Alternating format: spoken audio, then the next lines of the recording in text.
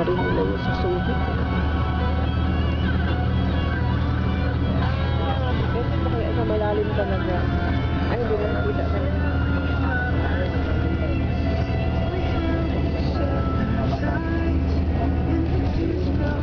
Yung mga rock formation. Yan yung bundok na lagyan ng daan. Kahit sa atin yung sa SCTEX makikita mo yun. Yung mga tindibag parang mga bato-bato. Alita-alita.